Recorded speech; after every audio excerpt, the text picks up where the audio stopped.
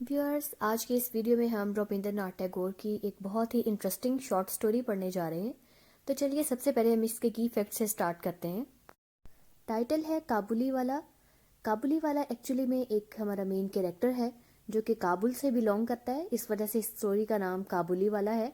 और राइटर रविंद्रनाथ टैगोर हैं जो कि 1861 में पैदा हुए और 1941 में इनकी डेथ हुई। ये बहुत ही इम्पोर्टेंट राइटर हैं। इनको 1913 में नोबेल प्राइज़ भी मिला। तो ये शॉर्ट स्टोरी इन्होंने कब पब्लिश की? 1892 में। और ये टाइम पीरियड बनता था ब्रिटिश राज का। सेटिंग है कलकत्ता और पॉइंट ऑफ व्यू है फर्स्ट पर्सन। इस कहानी के 4 इम्पोर्टेंट कैरेक्टर्स हैं, जिसमें सबसे इम्पोर्टेंट कैरेक्टर काबुली वाला है और उसका असल नाम रहमत है। दूसरा कैरेक्टर मिनी का है जो कि 5 साल बच्ची है और मिनी के माँ और बाप का भी इसमें इम्पोर्टेंट रोल है। इस शॉर्ट स्टोरी की सबसे इम्पोर्टेंट थीम है फिलियल लव, यानी बाप की अपने बच्चों के लिए मोहब्बत। सेकेंड थीम है अपीयरेंसेस आर डिसेप्टिव। और थर्ड थीम है humans no matter what their nationality और background are all the same. ये कहानी फर्स्ट पर्सन में लिखी गई है और कहानी सुनाने वाला मिनी का बाप है। तो चलिए मिनी के बाप की ज़बानी कहानी सुनते हैं। काबुली वाला। मेरी 5 साल की छोटी लड़की लम्हा भर के लिए भी खामोश नहीं रह सकती। इस दुनिया में जन्म लेने के बाद उसने बोलना सीखने में सिर्फ 1 साल ही लगाया था। उसके बाद से जब तक वो जागती रहती है, एक लम्हे की भी खामोशी नहीं इख्तियार करती। और उसकी माँ उसको अक्सर डरा धमकाकर खामोश करवा देती है, लेकिन मैं ये नहीं कर सकता। मिनी के खामोश रहने से ऐसा अजीब महसूस होने लगता है कि मुझसे ये ज़्यादा अरसा बर्दाश्त नहीं होता। इसलिए मेरे साथ उसकी गुफ्तगू बहुत ज़ोर शोर के साथ चलती रहती है। तो सुबह सुबह मैंने अपने नावल के 17वें बाब को हाथ ही लगाया था कि मिनी ने आते ही शुरू कर दिया। बाबूजी, रामदयाल काग को कौवा कहता था। वो कुछ नहीं जानता, ठीक है ना? दुनिया की मुख्तलिफ ज़बानों के बारे में मैं उसे बताना ही चाहता था कि उसका मौजू बदल गया। कहने लगी, देखो बाबूजी, भोला कहता था कि आसमान से हाथी सूंड में पानी भरकर पानी गिराता है, उससे बारिश होती है। भोला इस तरह झूठ मूठ बकवास करता है, सिर्फ बकता है, रात दिन बकता है। इस बारे में मुझे अपनी राय के इजहार का मौका दिए बिना ही वो सवालिया नज़रों से मेरी तरफ देख के बोली, बाबूजी, माँ तुम्हारी कौन होती है? साली, मैंने दिल ही दिल में कहा। फिर बोला, गिनी। और फिर उसे कहा कि जाओ जाके खेलो, मेरे ये काम का वक्त है। लेकिन वो जाने की बजाय बाप के पास ही नीचे बैठ गई और खेलने लग गई। अब थोड़ी ही देर बाद अचानक से खेल छोड़ के खिड़की के पास जा पहुंची और ज़ोर ज़ोर से पुकारने लगी, काबुली वाला, काबुली वाला। मेरा घर सड़क के किनारे है, तो वो काबुली वाला को पुकारने लगी। मैले कुचैले कपड़े, ढीले ढाले कपड़े पहने, सर पे पगड़ी बांधे, टोकरी रखे, हाथ में 2-4 अंगूर की पिटारी लिए, एक दराज कद काबुली वाला रवा दवा चला जा रहा था। उसे देख के मेरी बेटी के दिल में किस किस्म के जज्बात पैदा हुए ये बताना मुश्किल है, लेकिन उसने बाआवाज़ बुलंद पुकारना शुरू कर दिया। मैंने सोचा, इस वक्त एक छोटी मुसीबत सामने आ खड़ी हुई है और मेरा 17वां बाब अब अधूरा ही रह जाएगा।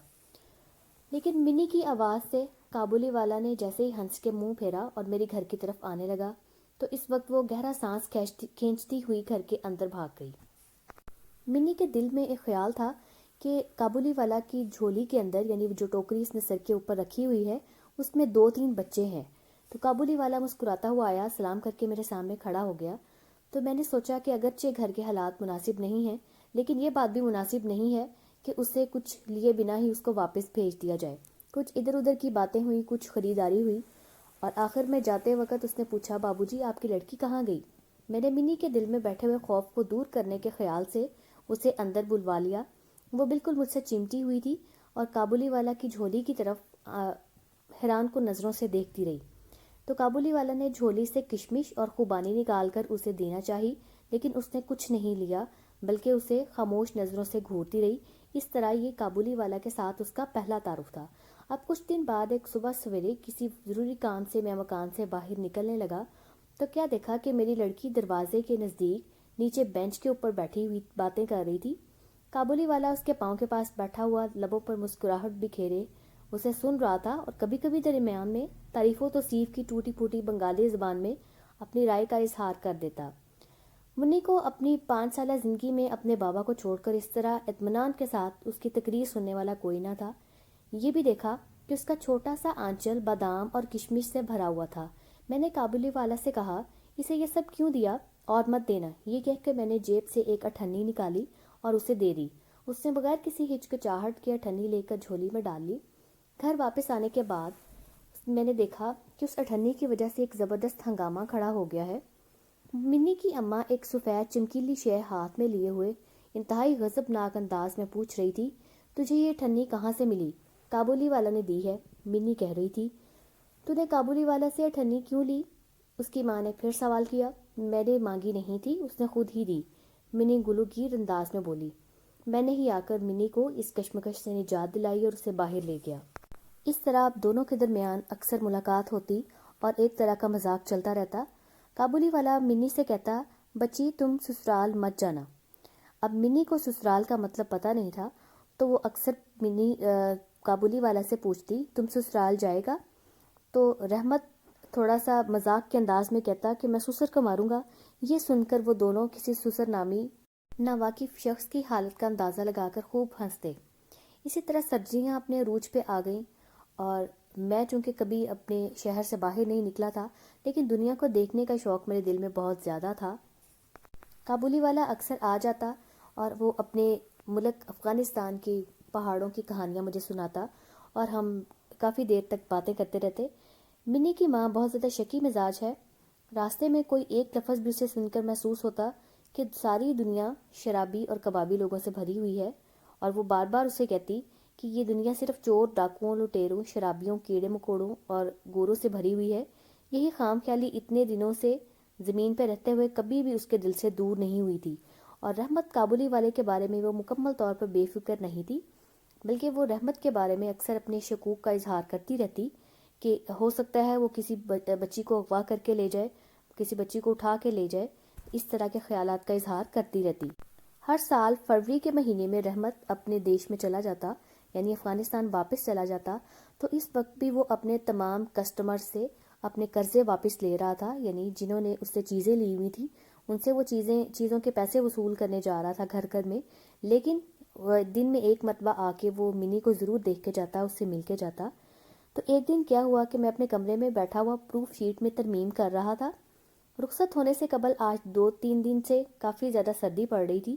اچانک سے کھڑکی میں سے بہت زور و شور کی آوازیں آئیں، اور باہر نکل کے دیکھا تو رحمت کو 2 پہرے والے سپاہی باندھ کر لیے آ رہے ہیں۔ اس کے پیچھے شرارتی بچوں کی بھیڑ چلی آ رہی ہے۔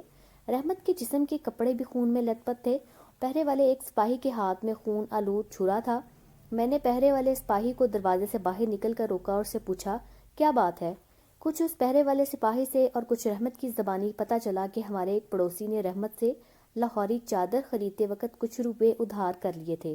اب اس نے جھوٹ بول کر دینے سے انکار کر دیا۔ اس وجہ سے بات اس قدر بڑھ گئی کہ اس نے چھرا گھونپ دیا۔ رحمت کو اس کے جرم کے بدلے 8 سال کی سزا ہو گئی، اور منی بھی وقت کے ساتھ ساتھ کابلی والا کو بھول کے اپنی ہی عمر کی لڑکیوں کو اس نے دوست بنا لیا، اور اسی طرح وقت گزرتا گیا کہ منی کی شادی کا وقت آ پہنچا۔ گھر میں صبح سے ہی شور و غل مچا ہوا ہے، لوگوں کی آمد و رفت جاری ہے، اور اس کے علاوہ روشنیاں بھی لگائی جا رہی ہیں، اور چیخ و پکار کی تو حد ہی نہیں ہے۔ میں اپنے لکھنے کے کمرے میں بیٹھا ہوا حساب کتاب دیکھ رہا تھا۔ اسی وقت رحمت آیا اور سلام کر کے کھڑا ہو گیا۔ پہلے تو میں اسے پہچان نہ سکا، کیونکہ اس نے وہ جھولی نہیں باندھی ہوئی تھی اور اس کا جسم بھی پہلے جیسا نہیں رہا تھا۔ کیوں رے رحمت، کب آیا؟ کل شام کو جیل سے رہا ہوا ہوں۔ اس کی یہ آواز سنتے ہی میرے کانوں میں کھٹ کسی آواز گونج اٹھی۔ میں نے کسی خونی کو کبھی اپنے پاس نہیں دیکھا تھا، لیکن اسے دیکھ کر میرے وجود پہ ایک عجیب قسم کی سنسناہٹ سی چھا گئی۔ میرے دل میں خواہش پیدا ہوئی کہ آج کے مبارک دن یہ شخص جلدی ہی یہاں سے چلا جائے تو بہتر ہے۔ میں نے اس سے کہا، آج ہمارے گھر میں ایک کام ہے، میں مصروف ہوں، تم آج چلے جاؤ۔ یہ بات سنتے ہی وہ اس وقت وہاں سے جانے کو تیار ہو گیا۔ آخر میں دروازے کے پاس پہنچ کر ادھر ادھر دیکھ کر بولا، بچی کو ایک بار نہیں دیکھ سکوں گا؟ اس کے دل کو پختہ یقین تھا کہ منی اب بھی اسی طرح کی ہے۔ اس نے دل میں سوچ رکھا تھا کہ منی اب بھی پہلے کی طرح کابلی والا کہتی ہوئی دوڑی چلی آئے گی۔ اس کی طبیعت اور عادت میں بالکل تبدیلی نہیں ہوئی ہوگی۔ صرف اتنا ہی نہیں بلکہ وہ ایک ٹپاری میں انگور اور کاغذ کے تھیلے میں تھوڑے سے کشمش اور بادام رکھ کر اپنے کسی دیس کے شخص سے مانگ کر لے آیا تھا، کیونکہ اس کے پاس اب اپنی جھولی نہیں تھی۔ آج گھر میں کام ہے، آج کسی سے بھی ملاقات نہیں ہو سکے گی، میں نے کہا۔ तो वो कदरे सकते के आलम में खड़ा रहकर एक बार ठहरी हुई नजरों से मेरी तरफ उसने देखा और आखिर में बापू सलाम कहकर दरवाजे से बाहर हो गया। मेरे दिल में एक टीस सी उठी, ख्याल पैदा हुआ उसे वापस बुला लूं। उस वक्त देखा वो खुद ही लौट कर आ रहा है। नजदीक आकर बोला, ये अंगूर और थोड़े से किशमिश बादाम बच्ची के लिए लाया था, उसे दे दीजिए। मैं इन चीज़ों को देखकर उनकी कीमत देने वाला था, तभी अचानक उसने मेरा हाथ पकड़कर कहा, आपकी बहुत मेहरबानी है, ये मुझे ताअबद याद रहेगी। मुझे ये मत दीजिए बाबू, जैसे आपकी एक बच्ची है वैसी ही मेरे मुल्क में मेरी भी एक लड़की है। उसके चेहरे को याद करके मैं अपनी बच्ची के लिए थोड़ा बहुत मेवा लाता रहा हूँ। मैं यहाँ कारोबार के लिए नहीं आता। ये कहकर उसने अपने ढीले कुर्ते के अंदर हाथ डालकर सीने के पास कहीं से एक कागज का मैला सा पुराना पुर्जा निकाला। बड़ी एहतियात से उसकी तह को खोलकर उसके दोनों हाथों से उसे मेरी मेज पर रख दिया। देखा, कागज के ऊपर एक नन्हे से हाथ की छाप है, फोटोग्राफ नहीं, ऑयल पेंटिंग नहीं। हाथ के ऊपर थोड़ी सी स्याही लगाकर कागज के ऊपर उसकी छाप से ली गई थी। लड़की की इस यादगार को अपने सीने के पास रखकर रहमत हर साल कलकत्ता की सड़कों पर मेवा फरोख्त करने आता था। ये मंजर देखकर मेरी आंखें डबडबा गई। उस वक्त मैं भूल गया कि वो शख्स एक काबुली मेवा फरोश है और मैं एक मुहज्जिब और मुतमद्दन खानदानी बंगाली शख्स हूँ। उस वक्त ऐसे महसूस हुआ कि जो वो है वही मैं हूँ, वो भी बाप है और मैं भी बाप हूँ। उस वक्त मैंने आवाज़ देकर मिनी को बुलाया। इस बारे में अंदर कई किस्म के एतराज़ात किए गए, लेकिन मुझे किसी की परवाह नहीं थी और मैंने किसी पर भी कान नहीं धरा। शादी का लिबास पहने, पेशानी पर चंदन लगाए, दुल्हन बनी शर्माई सी मिनी मेरे पास आके खड़ी हो गई। उसे देखकर काबुली वाला पहले तो सिटपटा सा गया। वो पहले की तरह बात न कर सका, बल्कि हंस के कहने लगा, बच्ची तुम ससुराल जा रही हो। मिनी अब ससुराल का मतलब समझती है। वो पहले की तरह जवाब नहीं दे सकी। रहमत के सवाल को सुनकर शर्म से सुर्ख होकर मुंह फेर कर खड़ी रही। काबुली वाला के साथ जिस दिन मिनी की पहली मुलाकात हुई थी, वो लम्हा मुझे याद आ गया और दिल एक तरह से तड़प उठा। मिनी के चले जाने के बाद रहमत एक गंभीर गहरा लंबा सांस लेते हुए ज़मीन पर बैठ गया। शायद अब वो ये बखूबी समझ गया था कि उसकी लड़की भी इतने लंबे अरसे में इसी तरह बड़ी हो गई होगी। इन 8 सालों में उसका क्या हुआ होगा, उसे कौन जाने। रहमत गली के अंदर बैठा हुआ अफगानिस्तान के एक बंजर पहाड़ का मंजर देखने लगा। मैंने एक नोट लेकर उसे दिया और उसे कहा, रहमत तुम अपने मुल्क में अपनी लड़की के पास लौट जाओ। इन रुपयों को दान करने के बाद तकरीब के 1-2 प्रोग्रामों को कम करना पड़ा। जिस तरह सोचा था उस तरह की रोशनी ना हो सकी, अंग्रेजी बाजे भी ना आ सके और घर में औरतें बेइत्मीनानी का इजहार करने लगीं। लेकिन दिली खुशी की तमाम तर रोशनियों से हमारी तकरीब जगमगा उठी। व्यूअर्स, तो ये थी पूरी स्टोरी जो कि आपको अच्छी तरह से समझ आ गई होगी। तो मेरे चैनल को सब्सक्राइब करना मत भूलिएगा और मेरी वीडियो को भी लाइक ज़रूर कीजिएगा। खुदा हाफिज़।